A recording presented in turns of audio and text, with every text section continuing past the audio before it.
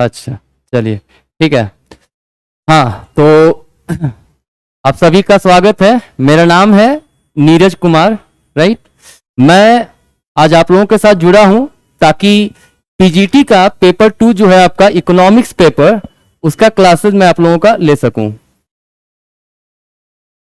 ठीक है, देखिए जब भी हम लोग बात करते हैं पीजीटी के बारे में, ठीक है, तो ध्यान रखिएगा इसमें आप लोगों का 2 पेपर होता है और आई थिंक इन सब चीजों के बारे में एक्सप्लेनेशन पहले आप लोगों को मिल चुका है सर के द्वारा। ठीक है, तो आज मैं आप लोगों का इकोनॉमिक्स का इंट्रो क्लास लेने जा रहा हूं। ठीक है, आप लोग देखिए, पढ़िए, समझिए और देखिए क्या आपको समझ में आता है या नहीं आता। अगर किसी भी प्रकार का आपको समस्या लगता है तो बताएं, ठीक है, ताकि उस चीज को हम इंप्रूव कर सकें और नेक्स्ट टाइम और बेहतर वे में आए। ठीक है, तो चलिए आज शुरू करते हैं हम लोग अपना क्लासेस, है ना।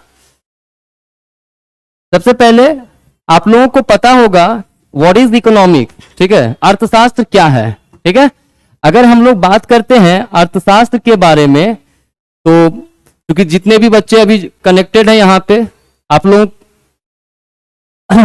ध्यान से सुनिएगा, है ना। हाँ, साउंड ठीक है, चलिए ठीक है, गुड। जितने भी स्टूडेंट हो सब मास्टर्स कंप्लीट करके आए हुए हो, ठीक है। तो ऑब्वियस ही बात है बेसिक इकोनॉमिक्स होता क्या है ना, इसके बारे में बताने की आवश्यकता मुझे शायद नहीं होगा, बट फिर भी मैं इंट्रो के रूप में थोड़ा बहुत बता देता हूं। ठीक है, इकोनॉमिक्स, राइट, जिसे हम लोग हिंदी में अर्थशास्त्र कहते हैं। ठीक है, अर्थशास्त्र होता क्या है। देखिए, अगर हम लोग बात करते हैं कि अर्थशास्त्र है क्या, ठीक है, तो कहा जाता है अर्थशास्त्र वह सब्जेक्ट है, वह विषय है जिसमें मानव के आर्थिक क्रियाओं का उल्लेख होता है। ठीक है, ध्यान रखिएगा, मैंने एक वर्ड बोला है आर्थिक क्रिया, राइट, आर्थिक क्रिया, जिसे हम लोग इंग्लिश में इकोनॉमिकल एक्टिविटीज बोलते हैं। ठीक है, ध्यान रहे, इकोनॉमिक्स क्या है, ये आर्थिक क्रियाओं का एक अध्ययन है। ठीक है, जब भी हम लोग बात करते हैं कि भाई आर्थिक क्रिया, तो आर्थिक क्रिया क्या है। आर्थिक क्रिया का सिंपल सा मतलब होता है कि जब हम लोग किसी भी प्रकार का ऐसा काम करें जिसमें मुद्रा का विनिमय हो, मनी का ट्रांजैक्शन हो, ठीक है, तो वैसे क्रियाएं क्या कहलाएगी, आर्थिक क्रिया। जैसे मैं आप लोगों को पढ़ा रहा हूं, ठीक है, तो ऑब्वियस सी बात है आपको फी पेमेंट करना होगा। ठीक है, तो ये हमारा आर्थिक क्रिया है। ठीक है, अब अगर आपके पेरेंट्स आपको घर में पढ़ाते हैं तो क्या आप अपने पेरेंट्स को किसी भी प्रकार का पेमेंट देते हो, ऑब्वियसली नहीं। ठीक है, तो वह आर्थिक क्रिया नहीं है ना। अब बात यह है कि अर्थशास्त्र में पेरेंट्स के द्वारा जो पढ़ाया जाता है उसको तो हम लोग शामिल नहीं करेंगे, है ना। हम लोग अर्थशास्त्र में शामिल क्या करते हैं, जिसमें वर्क करने पर पेमेंट दिया जाता है। ठीक है, जैसे जिसे हम लोग आर्थिक क्रिया के नाम से जानते हैं। ठीक है, चलिए, अब ये तो हो गया जनरल डेफिनेशन हो गया इकोनॉमिक्स का कि अर्थशास्त्र क्या है, आर्थिक क्रियाओं का अध्ययन है। It is the study of economical activities. ठीक है, नाउ अब क्या है, इकोनॉमिक्स का कुछ व्यू है और वो व्यू क्या है, ध्यान दीजिएगा। सबसे पहला नाम आता है एडम स्मिथ का। ठीक है, किसका नाम आता है, एडम स्मिथ का। आप लोगों को अच्छे से पता होगा एडम स्मिथ कौन है ना। हाँ जी, बता सकते हैं एडम स्मिथ का नाम आप लोग क्या सुने हैं कभी। चलिए, ऑब्वियसली सुने होंगे, है ना। Adam Smith, he is also known as father of economics. उन्हें क्या कहा जाता है, अर्थशास्त्र का जनक कहा जाता है, अर्थशास्त्र का पिता कहा जाता है। क्यों, क्योंकि वह पहले ऐसे व्यक्ति थे, पहले ऐसे स्कॉलर थे जिन्होंने यह बताया कि अर्थशास्त्र जो है एक सिस्टमेटिक सब्जेक्ट है। अर्थशास्त्र एक ऐसा सब्जेक्ट है जो दूसरों पॉलिटिकल साइंस या दूसरे सोशल साइंस से अलग है। ठीक है, ये वो आदमी है ना, जिन्होंने बताया कि अर्थशास्त्र क्या है। अर्थशास्त्र is the study of wealth. Economics क्या है, धन का अध्ययन है, धन के बारे में जब बातें करता है। ठीक है, चलिए, तो सबसे पहला डेफिनेशन जो है इकोनॉमिक्स का दिया गया है प्रोफेसर एडम स्मिथ के द्वारा, ठीक है। उन्होंने क्या कहा, इकोनॉमिक्स जो है वो क्या है, वेल्थ का स्टडी करना ही हमारा क्या है, इकोनॉमिक्स है, ठीक है। इन्होंने एक बुक लिखा था, ध्यान से सुन लीजिएगा, बुक का नाम है ना, an inquiry into the nature and causes of wealth of nations, ठीक है। लिखा गया था 1776 में, ठीक है। इसी बुक में एडम स्मिथ ने यह बताया कि अर्थशास्त्र क्या है, धन का शास्त्र है, जिसमें हम लोग बातें करते हैं किसके बारे में, वेल्थ के बारे में, ठीक है। इकोनॉमी अक्सर देखा जाता है कि आपके एग्जाम में सवाल यह पूछा जाता है कि धन संबंधित परिभाषा अर्थशास्त्र का किसने दिया था, तो आपको क्या याद रखना है, एडम स्मिथ ने दिया था, ठीक है। Wealth oriented definition was given by Adam Smith, right. चलिए, कहा जाता है जब समय बदलता है तो समय के साथ साथ लोगों का सोच, लोगों का स्वरूप सब बदलता है, ठीक है। तो लोगों का विचार भी बदल जाता है ना। और यही रीजन है कि बाद में पता चला, एक प्रोफेसर आए जिनका नाम था प्रोफेसर अल्फ्रेड मार्शल। क्या नाम था, प्रोफेसर अल्फ्रेड मार्शल, है ना। प्रोफेसर अल्फ्रेड मार्शल ने कहा कि नहीं, अर्थशास्त्र जो है सिर्फ धन के बारे में बात नहीं करता है, इकोनॉमिक्स जो है वो सिर्फ और सिर्फ वेल्थ के बारे में डिस्कशन नहीं करता है। क्या करता है, ये ह्यूमन वेलफेयर के बारे में बात करता है। किसके बारे में बात करता है, ह्यूमन वेलफेयर के बारे में, मानव कल्याण के बारे में बात करता है, ठीक है। याद रखिएगा, मार्शल ने क्या कहा है, अर्थशास्त्र वह विषय है जिसमें हम लोग मानव कल्याण के बारे में बात करते हैं, ठीक है।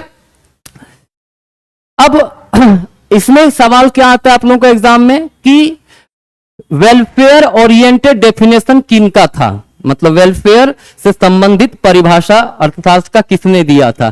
तो आपको क्या लिखना है, आपको प्रोफेसर मार्शल का जो ऑप्शन होगा उससे आपको टिक कर देना है, ठीक है। ध्यान रखिएगा, आप लोग पीजीटी का जो क्वेश्चंस आते हैं, ठीक है, जो आप लोग एग्जाम देते हो, ऐसा नहीं है कि बहुत विद्वान है इकोनॉमिक्स का वही निकाल सकता है। अगर इसकी जो बेसिक चीजें हैं अगर अच्छे से आपका क्लियर रहेगा ना, तो पीजीटी का एग्जाम निकालना बहुत ही आसान हो जाएगा आप लोगों के लिए। लेकिन बशर्ते कि आपको मेहनत इसमें करना होगा, बार बार क्वेश्चंस को बनाना होगा। मैं जितना भी चीजें आपको पढ़ा रहा हूं उसका नोट्स आप लोगों को भेज दिया जाएगा, उस नोट्स को देखिए, उसको एक बार रीड कीजिए, ठीक है।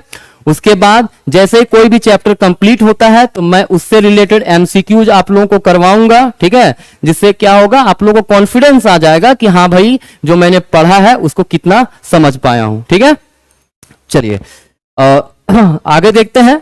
तो इसके बाद प्रोफेसर मार्शल ने जब बोला कि ये ह्यूमन वेलफेयर का शास्त्र है ना, तो उसके बाद एक और इकोनॉमिस्ट आए, इकोनॉमिस्ट का नाम था रॉबिन्स। क्या नाम था, रॉबिन्स, है ना। रॉबिन्स का जो डेफिनेशन था वो बिल्कुल ही अलग था, किससे, एडम स्मिथ और प्रोफेसर मार्शल दोनों से, ठीक है। रॉबिन्स ने अपने बुक में अपना एक बुक लिखा था, जिस बुक का नाम था an essay on the nature and significance of economics science, जो लिखा गया था 1932 में, ठीक है। बुक का नाम याद रखिएगा, अक्सर बुक का नाम एग्जाम में पूछा करता है, ठीक है। तो चलिए बात करते हैं हम लोग प्रोफेसर रॉबिन्स के डेफिनेशन की, है ना। प्रोफेसर रॉबिन्स ने कहा इकोनॉमिक्स जो है वो स्कार्सिटी एंड चॉइस का प्रॉब्लम है। क्या है, स्कार्सिटी और चॉइस का प्रॉब्लम है। स्कार्सिटी का मतलब होता है, हिंदी में इसको बोलते हैं दुर्लभता, और चॉइस का मतलब होता है चयन, ठीक है। देखिए ध्यान से सुनिएगा, है ना। रॉबिन्स का कहना है कि अर्थशास्त्र सिर्फ धन के बारे में बात नहीं करता है, अर्थशास्त्र सिर्फ मानव कल्याण के बारे में बात नहीं करता है। अर्थशास्त्र किसके बारे में बात करता है, यह बात करता है स्कार्सिटी एंड चॉइस के बारे में, दुर्लभता और चयन के बारे में। कैसे भाई, देखिए होता क्या है, जो भी चीजें लिमिटेड हो, जो भी चीजें सीमित हो, उसे हम लोग कहते हैं दुर्लभ, ठीक है। एग्जाम्पल के लिए समझ, एक एग्जाम्पल से उसका समझिए, ज्यादा आपको समझ में आएगा, है ना। जैसे मान लीजिए आपके पास 1000 रुपीज है, कितना है, 1000 रुपीज, राइट। आप मार्केट गए और मार्केट जाने के बाद आपको 3 चीजें खरीदना है, ठीक है। कितने चीजें खरीदना है? 3 चीजें, ठीक है। एक क्लोथ खरीदना है, ठीक है, एक पेन खरीदना है और एक नोटबुक खरीदना है, ठीक है। अब क्या करना है? अब आपने जब सबका रेट पता किया तो आपको पता चला कि इस 1000 रुपीज में कोई 2 कमोडिटी ही हम लोग खरीद सकते हैं, ठीक है। मतलब चूंकि आपके पास जो अमाउंट है वो लिमिटेड है, दुर्लभ है ना। अब समस्या हो गया ना आपके साथ कि भाई अब हम तीनों चीज खरीदें कैसे, है ना। तो क्या करेंगे हम लोग ऐसे केस में? क्या करते हैं, क्या हम जो ज्यादा जरूरी है उसको खरीदते हैं ना। मान लीजिए आपके लिए ज्यादा जरूरी है क्लोथ और पेन, ठीक है, तो आपने क्लोथ और पेन को खरीद लिया। अब देखिए सवाल यहां आता है, ये 3 चीजें था आपको खरीदना, लेकिन आपको चयन करना पड़ा और सिर्फ किसको आपने परचेज किया? क्लोथ और पेन को। क्यों ऐसा किया आपने? क्योंकि आपके पास जो साधन था वो साधन सीमित था, मतलब साधन दुर्लभ था और दुर्लभता के कारण ही आपको चयन करना पड़ा, अदरवाइज आप तीनों चीजें खरीद लेते, ठीक है। ध्यान रखिएगा, एक देश का भिखारी हो या उस देश का सबसे अमीर व्यक्ति हो, यह समस्या हर किसी के साथ है, दुर्लभता और चयन का, ठीक है। हर किसी के पास ये समस्याएं हमेशा पाया जाता है, ठीक है। वह जो चाहेगा हमेशा उसको नहीं मिल जाता है, उसके पास कुछ ना कुछ दुर्लभता पाया ही जाता है, ठीक है। और यही कारण है कि जो एडम स्मिथ का डेफिनेशन था या फिर प्रोफेसर मार्शल का डेफिनेशन था, उन दोनों में से सबसे ज्यादा पॉपुलर हुए कौन? प्रोफेसर रॉबिन्स, ठीक है। चलिए अब ध्यान दीजिएगा, ये तो हुआ अर्थशास्त्र का डेफिनेशन, इकोनॉमिक्स का आपको क्या चीज समरी था वो मैंने बता दिया, ठीक है। अब ध्यान दीजिए, कहता है हम आप लोगों के सिलेबस के अकॉर्डिंगली पढ़ाएंगे, है ना। तो आपको पता ही होगा कि इकोनॉमिक्स में 2 ब्रांचेज हैं, जनरली 2 ब्रांच होता है, ठीक है। इकोनॉमिक्स के जनरली कितने ब्रांच हैं? 2 ब्रांच हैं, ठीक है। और वो कौन कौन से ब्रांच है भाई? माइक्रो इकोनॉमिक्स और मैक्रो इकोनॉमिक्स, ठीक है ना। चलिए देखिए, आज में सब कुछ लिखना पड़ रहा है, कुछ टेक्निकल इश्यूज के कारण। फ्रॉम द नेक्स्ट क्लास आपको पीपीटी के रूप में सारा चीज मिल जाएगा, है ना, तो ज्यादा मुझे लिखना नहीं पड़ेगा, लेक्चर ज्यादा मिलेगा आप लोगों को, ठीक है।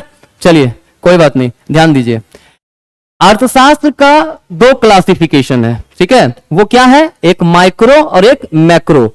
माइक्रो को हिंदी में हम लोग बोलते हैं व्यष्टि अर्थशास्त्र, ठीक है, और मैक्रो को हम लोग बोलते हैं समष्टि अर्थशास्त्र, ठीक है। ध्यान रखिएगा, माइक्रो को हिंदी में क्या बोलते हैं? व्यष्टि, और मैक्रो को हम लोग बोलते हैं समष्टि, ठीक है।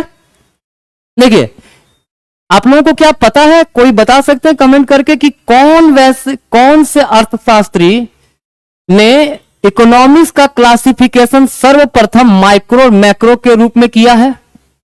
सबसे पहला वह कौन से अर्थशास्त्री थे? Which economist classified the economics into 2 branches, that is micro and macro? क्या किन्हीं को पता है?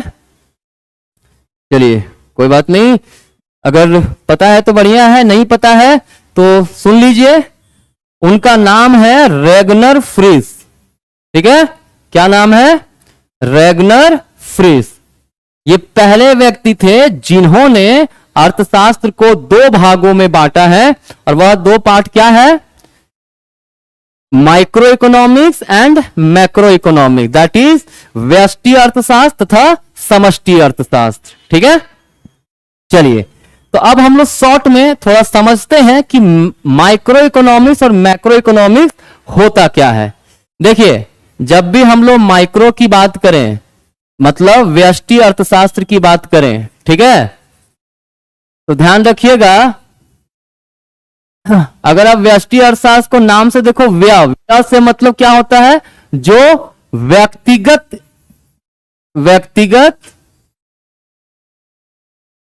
आर्थिक इकाइयों का अध्ययन करता हो। मतलब micro economics is that branch of economics which deals with individual economical activities, ठीक है। व्यक्तिगत आर्थिक इकाइयों का अध्ययन करने वाला शास्त्र हमारा कहलाता है व्यष्टि अर्थशास्त्र। जैसे मैं अपने बारे में बात कर रहा हूं, ठीक है, मेरा नाम वैसे नीरज कुमार हुआ, जो लोग जानते हैं अच्छी बात, तो नहीं जानते हैं जान लीजिए, ठीक है। हाँ, जैसे मैं अपने बारे में बात कर रहा हूं, ठीक है, मैं कह रहा हूं कि मैंने क्या एक्सपेंसेस किया, मेरा क्या इनकम है, मैंने कहां इन्वेस्ट किया, ठीक है, मैंने कितना कंजम्पशन किया, तो ये हो गया माइक्रो इकोनॉमिक्स। बिकॉज ये एक इंडिविजुअल व्यक्ति नीरज की बात हो रही है, ठीक है, तो ये हमारा क्या हो जाएगा, माइक्रो इकोनॉमिक्स, ठीक है। जैसे एक इंडिविजुअल फर्म की बात करते हैं, टिस्को, टिस्को का नाम तो जानते ही होंगे, Tata iron and steel corporation या कंपनी, जो बोलना है बोल सकते हैं, ठीक है। टिस्को जो है, ठीक है, ये भी एक इंडिविजुअल फर्म है, राइट, तो ये भी हमारा क्या हो गया, माइक्रो इकोनॉमिक्स, ठीक है। जब भी एक व्यक्तिगत पर्सन या व्यक्तिगत फर्म की बात होगी तो हम लोग क्या समझेंगे, सीधा वो हमारा क्या है, माइक्रो इकोनॉमिक्स, ठीक है। और ज्यादा डिटेल में जाने की आवश्यकता आई थिंक यस में नहीं है, ठीक है। अब बात करते हैं मैक्रो इकोनॉमिक्स। मैक्रो इकोनॉमिक्स का मतलब होता है समष्टि अर्थशास्त्र। ध्यान रखिएगा, ये मैं थोड़ा सा फास्ट बता रहा हूं, इसके पीछे रीजन है। रीजन ये है, ये मैं बस आपको बेसिक दे रहा हूं, सिलेबस का ये पोर्शन नहीं है, ठीक है। पहले इंट्रो दे रहा हूं ताकि मैं सिलेबस का चीजें जब पढ़ाऊं तो आपको ज्यादा दिक्कत ना हो, ठीक है। हाँ, तो मैक्रो इकोनॉमिक्स क्या हो जाएगा, देखिए सम से बना है, मतलब जब समस्त आर्थिक इकाइयों का बात होता हो, संपूर्ण, ठीक है। मैक्रो का मतलब ही होता है लार्ज, क्या होता है, लार्ज, ठीक है, क्लियर। ग्रीक वर्ड मैक्रोज से बना है, जिसका मतलब क्या होता है, लार्ज होता है, ठीक है। जब हम लोग पूरे इकोनॉमी का as a total, as a whole, संपूर्ण के रूप में बात करते हैं तो वह हमारा कहलाता है मैक्रो इकोनॉमिक्स, अर्थात समष्टि अर्थशास्त्र, ठीक है। ध्यान रखिएगा, जैसे मान लीजिए बात कर रहे हैं पर्सन ए का इनकम, ये हो गया माइक्रो, पर्सन बी के इनकम, ये हो गया माइक्रो, पर्सन सी का इनकम, ये भी माइक्रो, पर्सन डी का इनकम, ये भी माइक्रो, ठीक है। सब सिर्फ ए का बात करेंगे, माइक्रो मतलब व्यष्टि हो गया, ये भी व्यष्टि, ये भी व्यष्टि, ये भी व्यष्टि, लेकिन सबको एक साथ में बात करेंगे तो वो हमारा बन जाएगा मैक्रो, मतलब समष्टि, ठीक है। ध्यान से सुनिएगा, है ना। व्यष्टि माइक्रो हो गया, इंडिविजुअल की सिर्फ बात कर रहे हैं, लेकिन सबको एज अ टोटल जब बात करेंगे तो वो क्या हो जाएगा, मैक्रो इकोनॉमिक्स, ठीक है। जैसे मान लीजिए मैं बात कर रहा हूं कि मेरा इनकम क्या है, मेरा इनकम माइक्रो हो गया, व्यष्टि अर्थशास्त्र हो गया, लेकिन हम देश के इनकम की बात कर रहे हैं तो देश का इनकम क्या हो गया, राष्ट्रीय आय, राइट, वो क्या हो गया आपका मैक्रो इकोनॉमिक्स, अर्थात समष्टि अर्थशास्त्र, ठीक है। चलिए, तो मेरे समझ से मैक्रो का मीनिंग भी आप लोगों का क्लियर होगा, ठीक है। ध्यान रखिएगा, मॉडर्न मैक्रो इकोनॉमिक्स का जनक कहा जाता है प्रोफेसर केन्स को।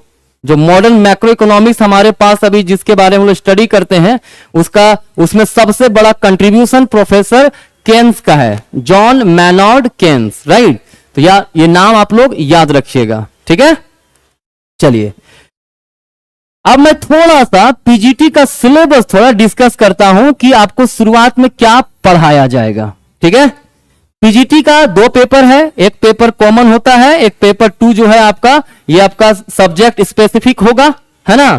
सब्जेक्ट स्पेसिफिक में 2 में क्या है आपका, आप लोग इकोनॉमिक्स के स्टूडेंट हो, राइट, तो मैं इकोनॉमिक्स के बारे में सिर्फ बात करूंगा, है ना। इकोनॉमिक्स में आपको अगर सिलेबस को आप देखो, है ना, सिलेबस तो आपको मिल ही गया होगा, आप लोगों को पता चल ही गया होगा, है ना।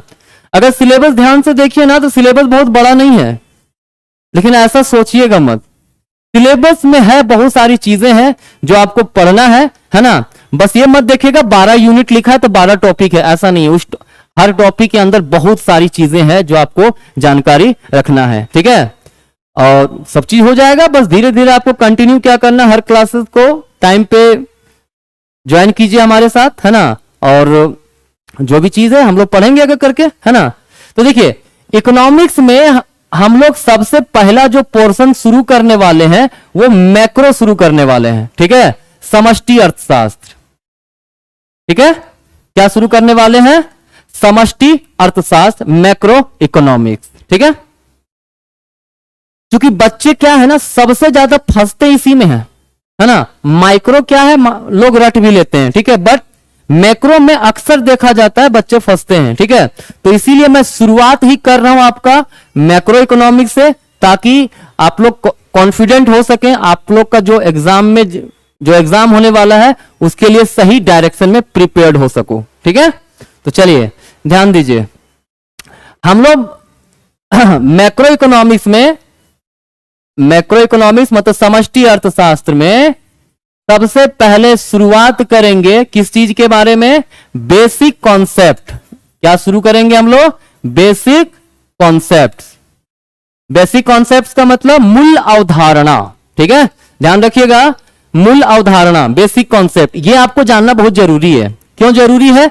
क्योंकि अगर ये चीजें आप बेसिक कॉन्सेप्ट नहीं समझोगे ना, तो आगे हर बार कमेंट करोगे कि सर ये क्या है, इसका मतलब क्या है, इसका मतलब क्या है। ठीक है, तो इसीलिए सबसे पहले मैं आप लोगों को बता दे रहा हूं कि बेसिक कॉन्सेप्ट कौन कौन से टर्म्स हैं जिसका सबसे ज्यादा यूज आपका मैक्रो में होने वाला है। ठीक है, तो चलिए, सबसे पहला कॉन्सेप्ट गुड्स। सबसे पहला कॉन्सेप्ट क्या है? गुड्स। हिंदी में इसको बोलते हैं वस्तुएं। ठीक है, पहला कॉन्सेप्ट क्या हुआ? गुड्स या फिर वस्तुएं। ठीक है, चलिए, बचपन से सुनते आ रहे होंगे गुड्स क्या है। देखिए, गुड्स का मतलब हम अब समझाते हैं, वस्तुओं का मतलब क्या होता है। अर्थशास्त्र में वस्तुएं वैसे चीजों को कहते हैं, ठीक है, जिसका एक इकोनॉमिक वैल्यू हो, जिसका एक आर्थिक मूल्य हो। ठीक है, अगर किसी भी चीज का आर्थिक मूल्य होता है तो वह वस्तु कहलाता है। जैसे ये स्टाइलस है, राइट, इसका कुछ ना कुछ मूल्य होगा। ये आपका स्मार्ट बोर्ड है, इसका कुछ ना कुछ मूल्य होगा। तो ये सारी चीजें क्या? गुड्स है। ठीक है, मेरे पास मोबाइल है, ठीक है, तो ये मोबाइल क्या, इसका कुछ मूल्य होगा ना, ठीक है, तो ये हमारा गुड्स होगा। ठीक है, तो गुड्स का मतलब क्या हुआ? जिसका एक आर्थिक मूल्य हो, जिसका एक इकोनॉमिक वैल्यू हो। ठीक है, अब जैसे मान लीजिए एक बार हम पढ़ा रहे थे तो बच्चों का सवाल था कि सर अगर बालू में फेविकोल मिला के लड्डू बना दे तो क्या वह गुड्स है? तो देखो, बात ऐसा है ना, उसका कोई इकोनॉमिक वैल्यू नहीं है। देखिए, लेबर लगा दिया आपने, लेबर को भेजा कि जा भाई बालू लाओ, फेविकोल आपने कैपिटल लगा दिया। ठीक है, आप रिस्क ले रहे हो लड्डू बनाने का, आप एंटरप्रेनर बन गए। ठीक है, लेकिन उसका जब लड्डू बना दिए तो कौन खरीदेगा आपसे? क्या किसी का नीड्स फुलफिल हो रहा है? क्या किसी का कोई वांट सेटिस्फाई हो रहा है? क्या नहीं हो रहा है। तो क्या हुआ, ये जो हमारा बालू से बना हुआ लड्डू है वो कोई गुड्स नहीं होगा। गुड्स तभी होगा जब मानव का जो चाहत है, जो इच्छाएं हैं वो संपूर्ण हो सके, वो संतुष्ट हो सके। ठीक है, तो हम लोग कह सकते हैं आज से गुड्स वैसे वस्तुओं को कहते हैं, वैसे चीजों को कहते हैं जिसका एक आर्थिक मूल्य हो। ठीक है, चलिए, गुड्स जनरली दो प्रकार के होते हैं। ठीक है, कितने प्रकार के होते हैं? दो प्रकार के। बाकी देखना बुक वगैरह में कोई तीन प्रकार लिखता है, पढ़ना मत उसे। ठीक है, दो प्रकार का होता है। वो क्या होता है? फाइनल गुड्स और इंटरमीडिएट गुड्स।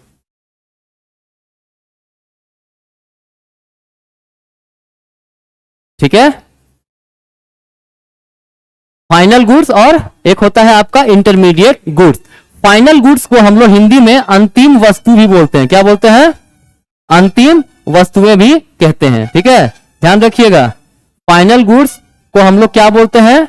अंतिम वस्तुएं भी कहते हैं, या फिर सीधा सीधे फाइनल गुड्स बोल सकते हो। इंटरमीडिएट गुड्स को हम लोग मध्यवर्ती वस्तुएं कहते हैं। ठीक है, क्या बोलते हैं?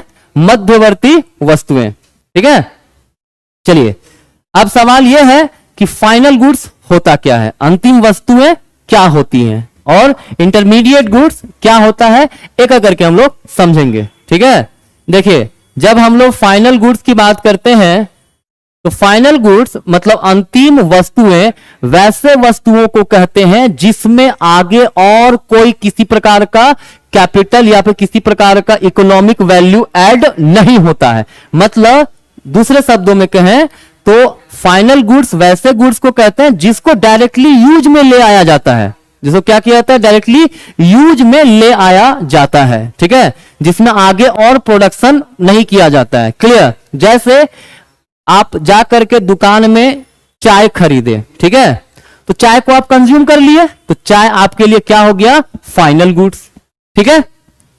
जैसे मान लीजिए आपने कपड़ा खरीदा और कपड़ा को आपने यूज कर लिया, ठीक है, आज कपड़ा खरीदे, कल कपड़ा वो पहन के आ गया आपने, है ना, तो वो क्या हो जाएगा, फाइनल गुड्स, ठीक है।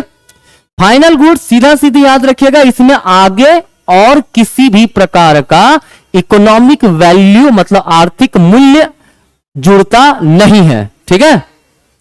चलिए दूसरा हमारा है intermediate goods. Intermediate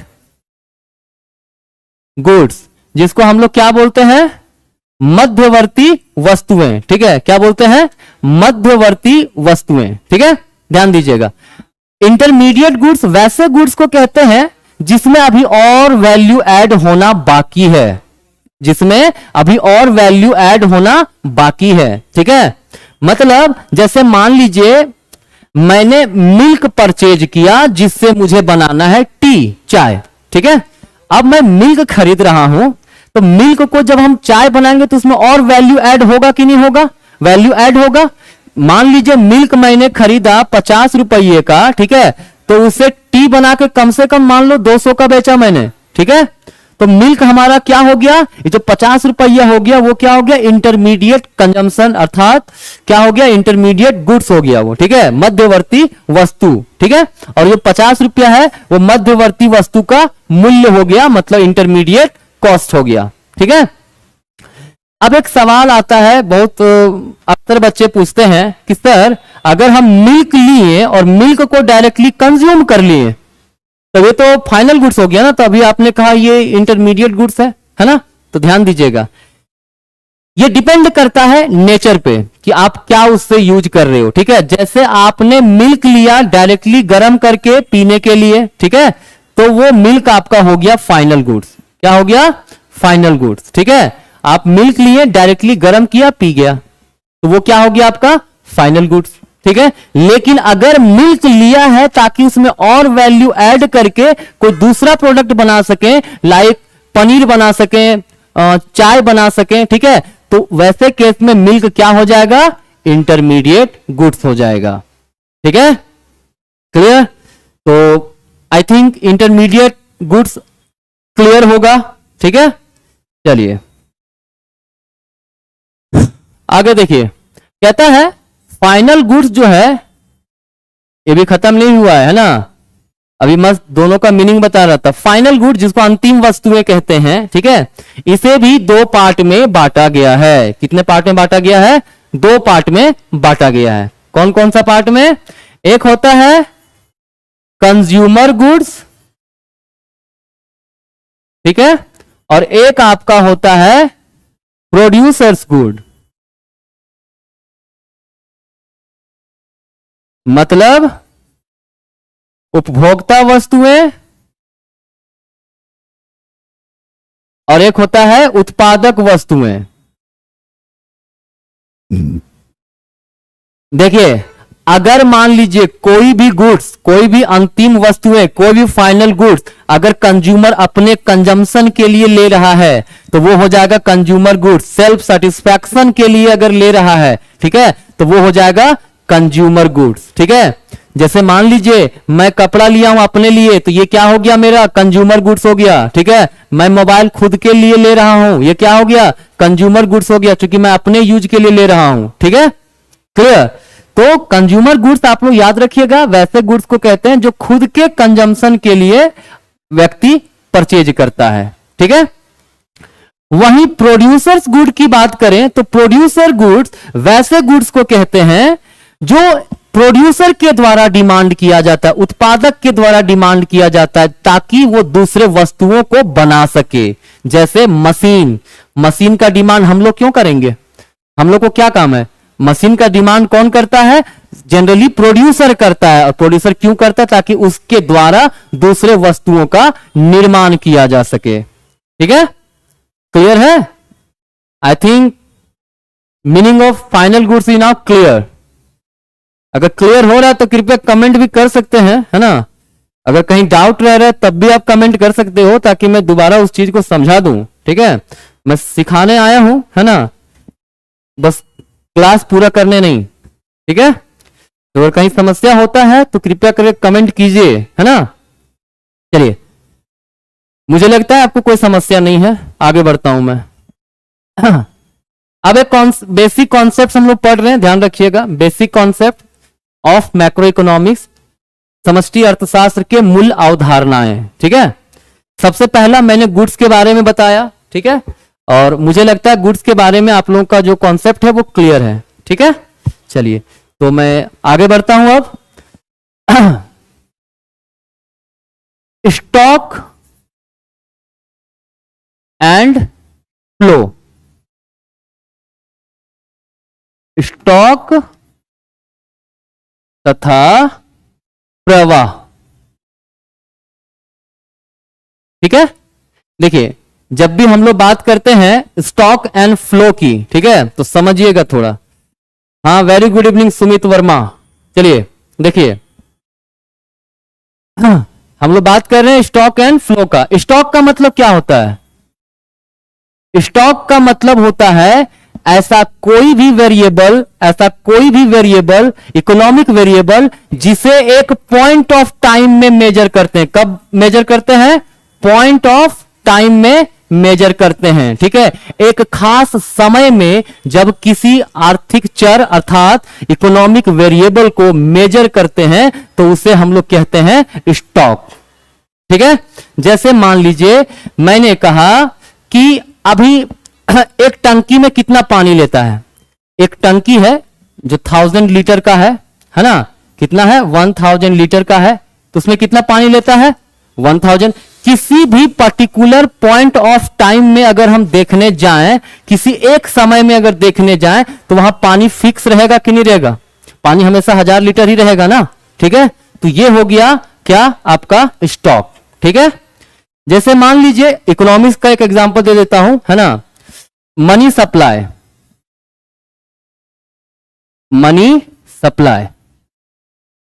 money supply जो है, कोई भी इकोनॉमी में मुद्रा की जो पूर्ति होती है वो उसे स्टॉक का कॉन्सेप्ट कहा जाता है, क्योंकि मुद्रा की जो पूर्ति है उसे एक पर्टिकुलर पॉइंट ऑफ टाइम में ही मेजर किया जाता है। एक खास समय अवस्था में ही उसकी माप की जाती है। ठीक है, तो ये हमारा मनी सप्लाई क्या हो जाएगा? स्टॉक हो जाएगा। आपके पास कितना वेल्थ है, मतलब धन संपत्ति कितना है, वो भी आपका स्टॉक हो जाएगा। ठीक है, क्योंकि ये सब क्या होता है? एक पर्टिकुलर पॉइंट ऑफ टाइम में मेजर किया जाता है। ठीक है, हाँ, नेक्स्ट ये हमारा है स्टॉक।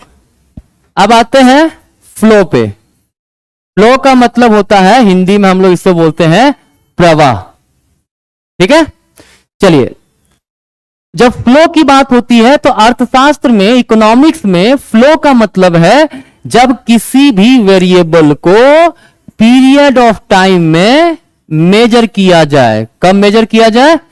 एक पर्टिकुलर पीरियड ऑफ टाइम में, मतलब एक समय अंतराल में अगर हम लोग किसी भी आर्थिक चर को मापते हैं तो वह क्या कहलाता है? हमारा फ्लो कहलाता है। ठीक है, जैसे मैं कह रहा हूं 2010 से लेकर के 2020 तक मेरा क्या खर्च रहा, मैंने क्या एक्सपेंसेस किया है। ठीक है, तो क्या एक पर्टिकुलर पॉइंट ऑफ टाइम की बात कर रहा है? क्या नहीं कर रहा है। ये किसकी बात कर रहा है? एक समय अंतराल का 10 से लेकर के 22 तक। ठीक है, तो ये क्या हो गया? पीरियड ऑफ टाइम की बात कर रहा है, तो ये हमारा हो गया फ्लो। ठीक है, क्लियर है? तो फ्लो का मतलब आई थिंक आप लोगों का क्लियर होगा। ठीक है, चलिए फ्लो जनरली दो प्रकार का होता है। प्रवाह जो है वो कितने प्रकार का होता है? दो प्रकार का होता है। कौन कौन सा प्रवाह होता है? एक होता है मनी फ्लो, जिसको हम लोग बोलते हैं मौद्रिक प्रवाह, और एक होता है रियल फ्लो, जिसको हम लोग बोलते हैं वास्तविक प्रवाह। ठीक है, ध्यान रखिएगा, फ्लो के दो कॉन्सेप्ट हैं, मनी फ्लो और रियल फ्लो। ठीक है, मनी फ्लो को हिंदी में बोलते हैं मौद्रिक प्रवाह और रियल फ्लो को हम लोग बोलते हैं वास्तविक प्रवाह। ठीक है। तो अब सवाल है कि है क्या ये चीज, है ना। ठीक, हाँ चलिए। तो अगर हम लोग बात करें मनी फ्लो की, तो मनी फ्लो का मतलब होता है कि जब भी हम लोग मुद्रा के प्रवाह की बात करते हैं, ठीक है, तो उसे क्या बोलेंगे हम लोग, मौद्रिक प्रवाह। जैसे मैंने कहा एक लेबर को पिछले 10 सालों में कितना पेमेंट दिया गया है, ठीक है, तो लेबर को कितना पेमेंट गया वो किस रूप में देंगे, मनी के रूप में देंगे ना, मुद्रा के रूप में देंगे ना, तो वो हमारा क्या होगा, मौद्रिक प्रवाह। ठीक है। वहीं अगर रियल फ्लो की बात करें तो जब गुड्स एंड सर्विसेज का फ्लो होता है, वस्तुएं तथा सेवाओं का अगर प्रवाह होता है, तो उसे हम लोग क्या बोलते हैं, रियल फ्लो। ठीक है। जैसे हम एक एग्जांपल समझते हैं, ज्यादा आप लोग को क्लियर होगा, है ना। मान लीजिए एक इकोनॉमी में 2 सेक्टर है, फर्म है और क्या है, हाउस होल्ड है। ठीक है। फर्म का मतलब क्या हुआ, प्रोड्यूसर, हाउस होल्ड का मतलब मान लो परिवार है। ठीक है। हाउस होल्ड क्या देता है फर्म को, हाउस होल्ड फर्म को देता है लेबर, मतलब श्रम। ठीक है। श्रम, पूंजी मतलब कैपिटल जिसको हम लोग बोलते हैं, है ना।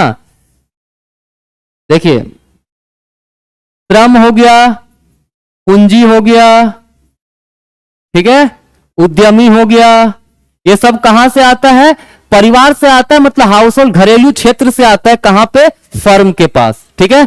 तो ये क्या दे रहा है, हाउस होल्ड क्या दे रहा है फर्म को, श्रम दे रहा है, पूंजी दे रहा है, उद्यमी दे रहा है ना, ये सब सर्विसेज दे रहा है, सेवा प्रदान कर रहा है फर्म को, तो ये क्या हो जाएगा, रियल फ्लो। क्यों, क्योंकि अभी बताए थे वस्तुओं तथा सेवाओं का फ्लो, वस्तुओं तथा सेवाओं का प्रवाह क्या कहलाएगा, रियल फ्लो। ठीक है।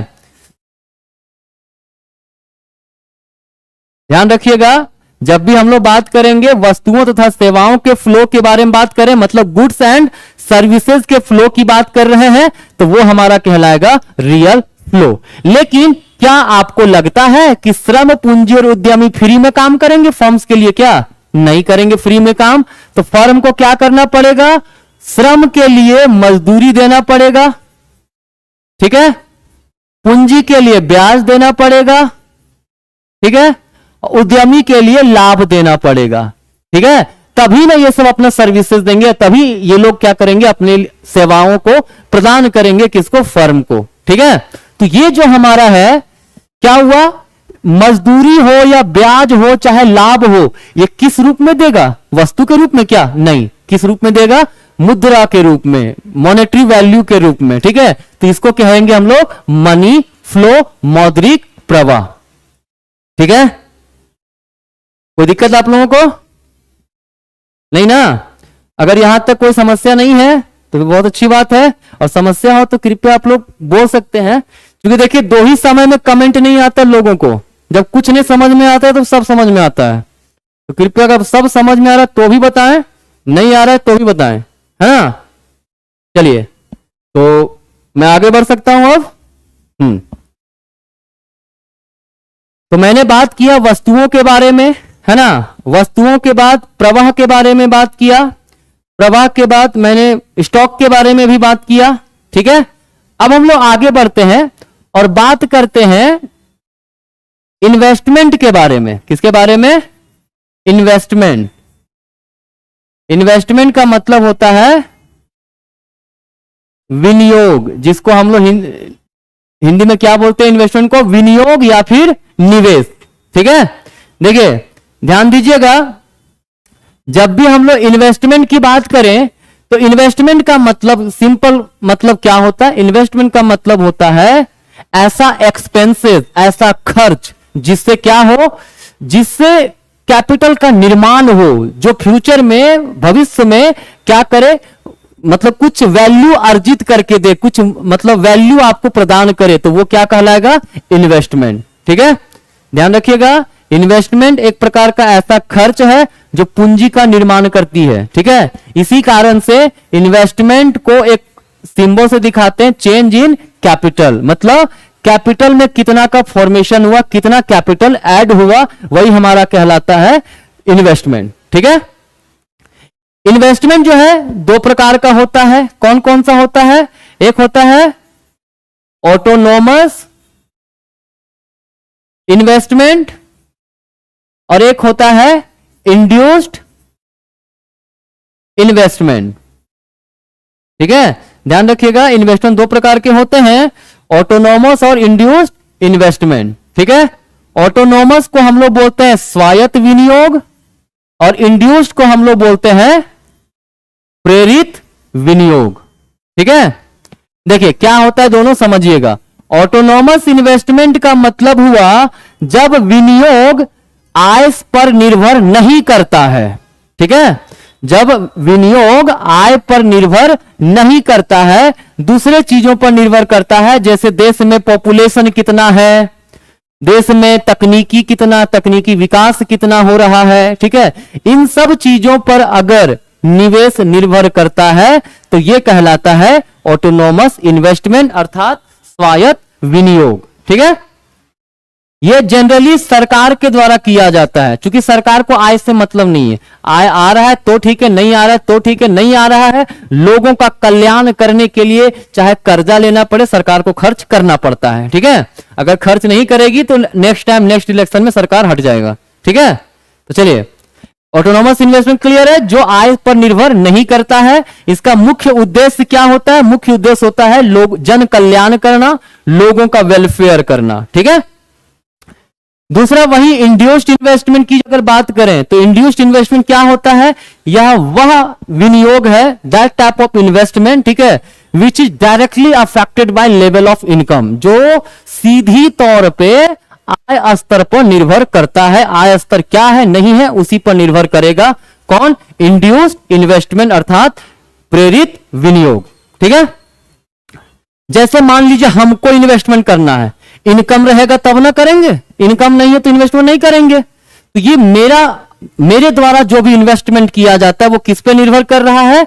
हमारे आय पे निर्भर कर रहा है। और जब आय पर निर्भर करे आपका इन्वेस्टमेंट अर्थात विनियोग, तो उसे हम लोग क्या बोलेंगे? इंड्यूस्ड इन्वेस्टमेंट अर्थात प्रेरित विनियोग। ठीक है, कोई दिक्कत? क्या विनियोग का मतलब और स्वायत्त विनियोग तथा प्रेरित विनियोग में कोई अंतर, मतलब कोई समस्या नहीं ना है? चलिए, बहुत अच्छा, कोई कमेंट नहीं करते, बढ़िया है, मतलब सब समझ में आ रहा है लोगों को। गुड, हाँ जी, तो आगे बढ़ा जाए।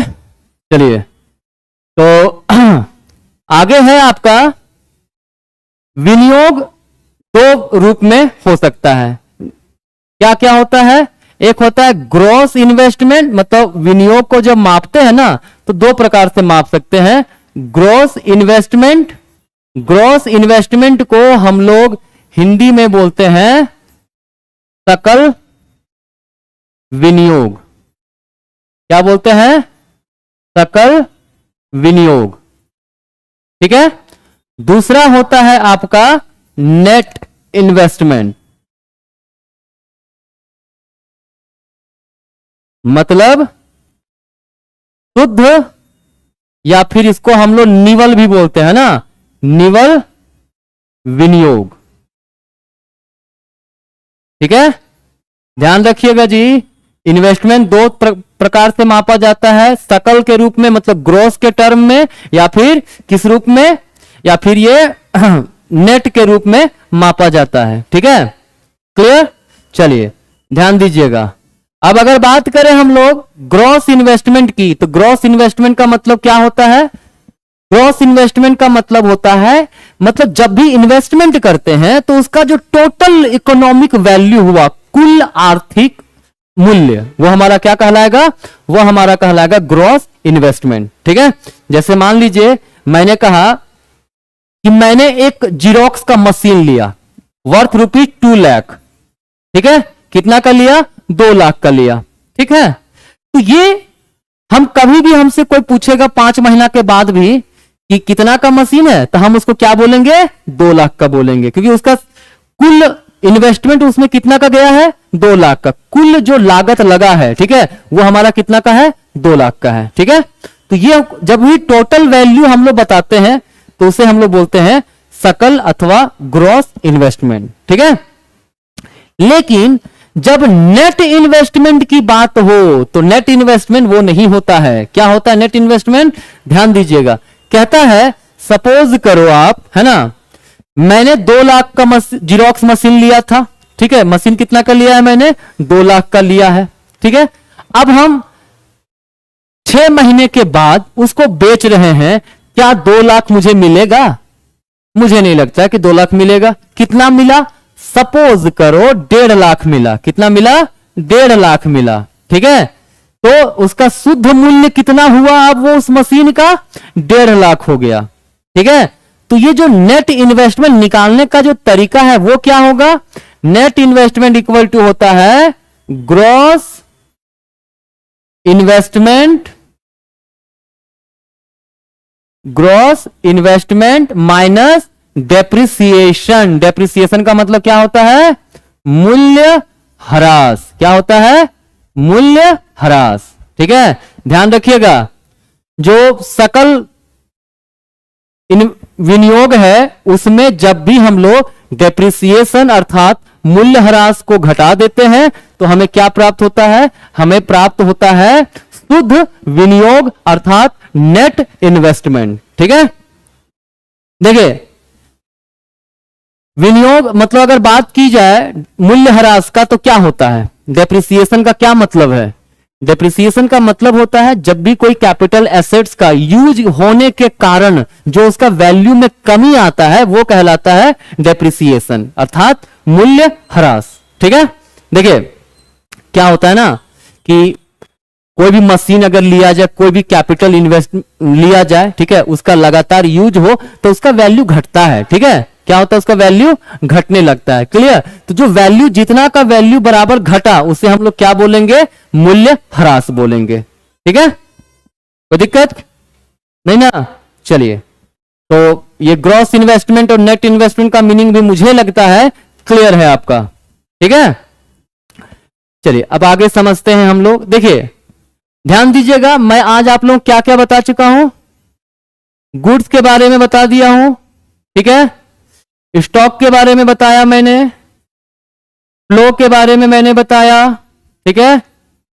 इन्वेस्टमेंट के बारे में मैंने बताया,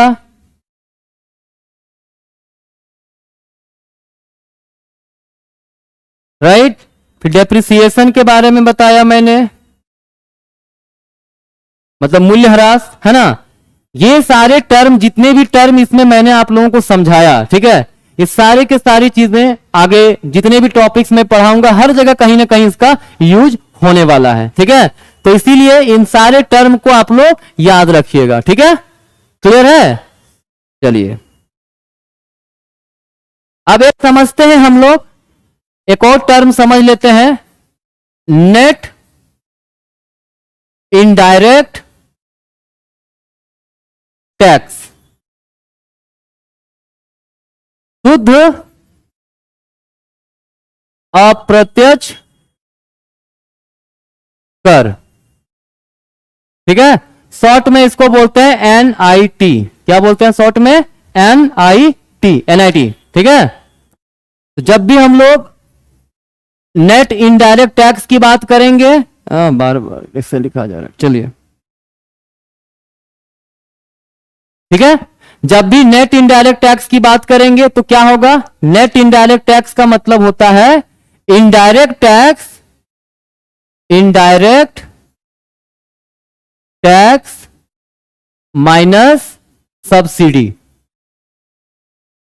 ठीक है। जैसे मान लीजिए कोई भी फर्म है, उस फर्म पे क्या गवर्नमेंट ने उसके प्रोडक्ट पे टैक्स लगा दिया, इनडायरेक्ट टैक्स लगा दिया, ठीक है। कितना का? मान लो 50 रुपया का, है ना। और उसको किसी रूप में कुछ सब्सिडी मिल गया, मान लो 10 रुपए के बराबर का सब्सिडी मिल गया, तो शुद्ध रूप से उसको कर का भार कितना पड़ा? 40 का ही पड़ा ना।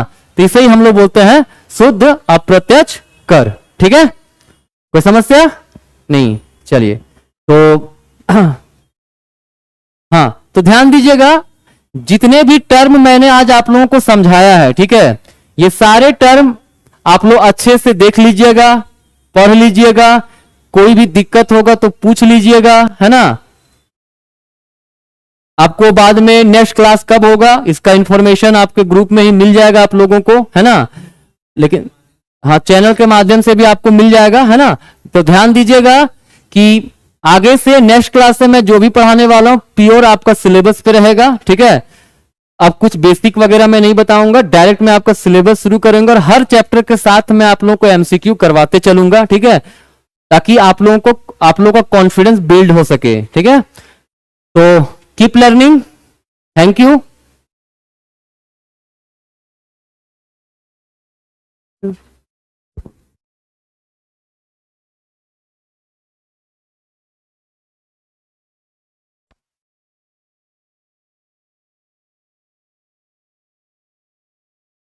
क्लास बोलेंगे, कमेंट करके बताइए। हम बोल दे रहे हैं।